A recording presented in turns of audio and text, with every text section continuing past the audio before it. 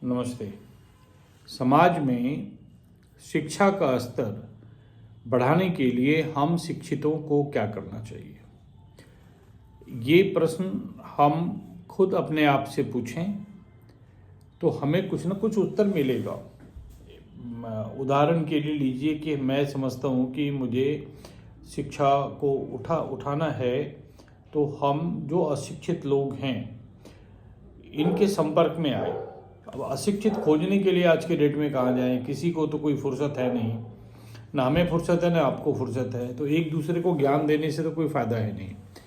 तो संभवतः ये हम कर सकते हैं कि हमारे यहाँ जो लोग गरीब लोग आ रहे हैं या हमारे लिए जो गरीब काम कर रहे हैं, हम उनके बच्चों की शिक्षा का ध्यान रखें, उनके बच्चों की शिक्षा के बारे में जानें, कुछ बात करें। जैसे हमारे यहाँ जो घरेलू सहायिका हैं, हमारा ड्राइवर है, हमारा गार्ड है, क्योंकि कई लोग आजकल अपार्टमेंट में रहते हैं, वहाँ भी कंपलसरीली गार्ड रहता है। तो कुछ गरीब लोगों के संपर्क में तो हम लोग हैं ही, तो क्यों नहीं हम इनके बच्चों की शिक्षा के बारे में जानें, किस क्लास में पढ़ते हैं, कहाँ पढ़ते हैं, कौन सा स्कूल जाते हैं।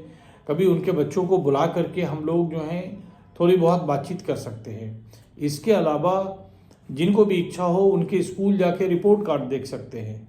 रिपोर्ट कार्ड देखने से हमें लगता है कि जब हमारा प्रेजेंस, हमारा पैर अगर इन स्कूलों में पड़ेगा, अमूमन एक परिवार का ऊपर में एक गरीब परिवार 3 लोगों के यहाँ काम करते हैं, तो अमूमन एक परिवार के ऊपर में 3 गार्जियन हो जाएंगे उनके बच्चों की शिक्षा का ध्यान रखते हुए। तो हमें लगता है कि इस प्रयास से थोड़ा बहुत शिक्षा का स्तर ऊपर हो सकता है। अब रही बात सरकार की, उनको आप लोग जो इच्छा हो बोलते रहिए।